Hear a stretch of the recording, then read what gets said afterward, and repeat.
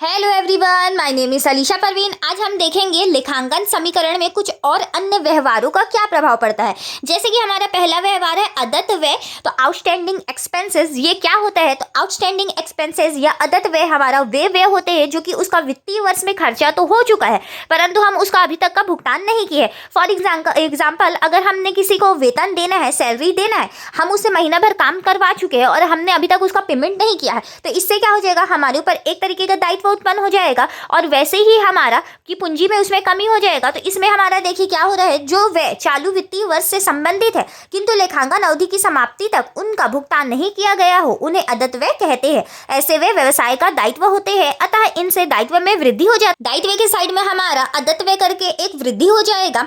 वैसे ही स्वामी की पूंजी लाभ कम हो जाने से कम हो जाएगी, अर्थात एक तरफ दायित्व में वृद्धि होगा वही दूसरी तरफ पूंजी में कमी होगा। तो इसका इफेक्ट हमारा दायित्व साइड में ही पड़ेगा। दायित्व में अदत्त व्यय करके नाम से एक और खुल जाएगा और वही पूंजी में उसका कमी हो जाएगा। वैसे ही हमारा नेक्स्ट है पूर्वदत्त व्यय। प्रीपेड एक्सपेंसेस या पूर्वदत्त व्यय हमारे ऐसे व्यय या खर्चे होते हैं जिसका हम भुगतान आगामी वित्तीय वर्ष के बदले में अभी चालू वित्तीय वर्ष में कर चुके हैं। इसका मतलब है कि हमारे वो आने वाले साल का खर्चा था उसको हमने अभी कर दिया है, लेकिन अब तक हमें उसका सेवा नहीं मिला है, तो ये एक तरीके का हमारे लिए क्या हो जाएगा, संपत्ति हो जाएगा। तो इससे क्या होगा, एक तरफ हमारा रोकड़ में कमी हो जाएगा। अगर हमने एडवांस किसी को पेमेंट कर दिया है तो हमारा रोकड़ में तो कमी हो गया, पैसा हमारे हाथ से गया, और वही दूसरी ओर हमारा संपत्ति के साइड में प्रीपेड एक्सपेंसेस या पूर्वदत्त व्यय के नाम से तो एक और हमारा कॉलम खुल जाएगा। तो इसका देखिए थ्योरी, जो वे आगामी वित्तीय वर्ष से संबंध रखते हैं किंतु चालू वित्तीय वर्ष में ही उनका भुगतान कर दिया गया है, ऐसे व्यय पूर्वदत्त व्यय कहलाएंगे। इन व्ययों के भुगतान में रोकड़ में कमी हो जाता है, हमारे हाथ से पैसा गया तो रोकड़ में कमी हो जाएगा, जिससे इसे संपत्ति मानकर चिट्ठे में संपत्ति पक्ष की ओर दर्शाया जाता है, जिससे लेखांकन समीकरण यथावत बना रहता है। पूर्वदत्त व्यय को चालू वर्ष के लाभ हानि खाता में संबंधित व्यय में से घटाकर दिखाया जाता है। वैसे ही हमारे अब आय की बात करते हैं तो हमारा उपार्जित आय क्या होता है, एक्रूड इनकम।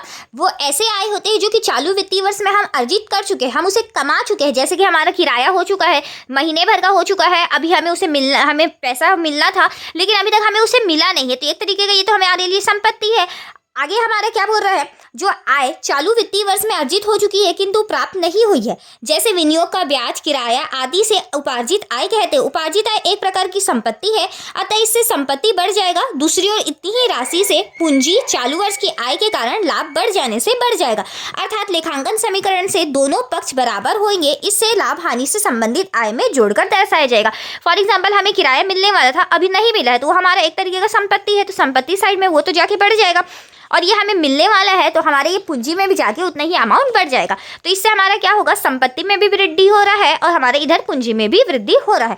वैसे ही हमारा नेक्स्ट है अनुपार्जित या अग्रिम प्राप्त आय का प्रभाव, अनरेड इनकम। तो हमारे इसमें क्या होता है कि अभी तक हमारा चालू वित्तीय वर्ष से वो संबंधित नहीं है, आगामी वित्तीय वर्ष से हमारा वो संबंधित है, लेकिन वो चालू वित्तीय वर्ष में हमें पैसा मिल चुका है, हमें एडवांस मिला है, तो ये एक तरीके का हमारे लिए क्या हो जाएगा, दायित्व हो जाएगा, क्योंकि हमने उसे अभी तक अपना काम करके दिया नहीं है, तो ये हमारा दायित्व में वृद्धि हो गया और एक तरीके से हमें पैसा एडवांस मिला है, तो क्या हो जाएगा, रोकड़ में भी वृद्धि हो जाएगा।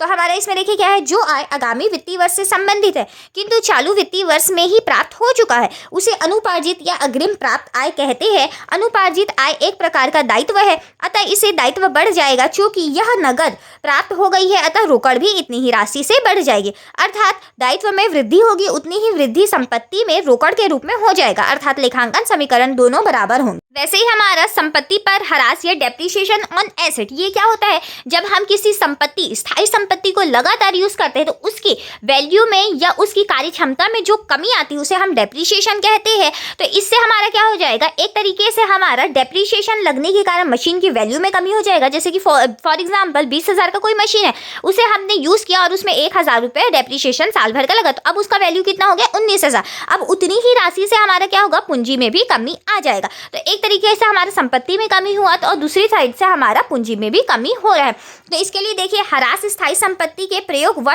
टूट फूट या अन्य किन्हीं कारणों से संपत्ति के मूल्य में होने वाली कमी है। इस कारण यह एक और संपत्ति के मूल्य में कमी लाएगा, वही दूसरी तरफ से उतनी ही राशि से पूंजी में भी कमी हो जाएगा। तो चलिए अब हम आहरण पर ब्याज देखते हैं। इंटरेस्ट ऑन ड्राइंग ये क्या होता है? आहरण या ड्राइंग हमारा क्या होता है? जब व्यापार का स्वामी अपने निजी उपयोग के लिए कुछ हमारा खर्चा या तो कुछ माल निकालता है बिजनेस से, तो वो आहरण या ड्राइंग कहलाता है। अब इस आहरण पर उसे ब्याज भी देना पड़ता है, तो ये ब्याज बिजनेस के लिए इनकम हो जाएगा और व्यापार के स्वामी के लिए खर्चा हो जाएगा। तो इसमें क्या होता है, जो हमारा ब्याज दे रहा है स्वामी व्यापार को, तो पूंजी से ही निकाल के देगा, तो इसमें हमारा क्या होगा, पूंजी में कमी हो जाएगा। और वही दूसरी ओर जो ब्याज है वो जाके क्या होगा, पूंजी में ही जुड़ जाएगा, बिजनेस का ही पैसा में जुड़ेगा। तो एक तरफ इसमें पूंजी में कमी भी होगा आहरण पर ब्याज से, और दूसरी साइड से पूंजी में वृद्धि भी हो जाएगा।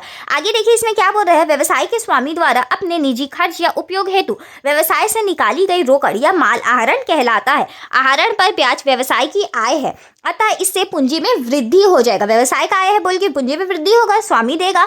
दूसरी तरफ ब्याज की राशि से आहरण में वृद्धि होगी और वृद्धि सहित आहरण पूंजी बढ़ जाएगा और घट भी जाएगी, अर्थात लेखांकन समीकरण से दोनों पक्ष बराबर हो जाएंगे। वैसे ही हमारा दूसरा है पूंजी पर ब्याज का प्रभाव। तो पूंजी पर ब्याज क्या होता है, जब एक बिजनेस स्टार्ट होता है तो उसका स्वामी द्वारा बिजनेस को चालू करने के लिए पूंजी कैपिटल लगाया जाता है, तो ये बिजनेस के लिए दायित्व हो जाता है कि उसे पूंजी पर ब्याज भी दिया जाए।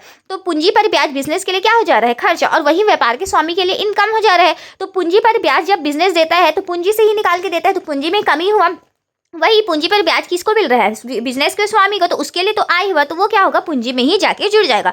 तो पूंजी पर ब्याज का भी वही प्रभाव पड़ता है, एक तरफ पूंजी में पैसा जुड़ रहा है और वही दूसरी ओर घट रहा है। तो इसमें क्या बोल रहा है, पूंजी पर ब्याज व्यवसाय के लिए व्यय है, वह स्वामी के लिए आय है। व्यय होने के कारण पूंजी में कमी हो जाएगा, वह स्वामी की आय होने के कारण पूंजी में जोड़ी जाएगी, जिससे पूंजी में वृद्धि होगी, अर्थात पूंजी पर ब्याज पूंजी में वृद्धि तथा कमी दोनों ही होगी।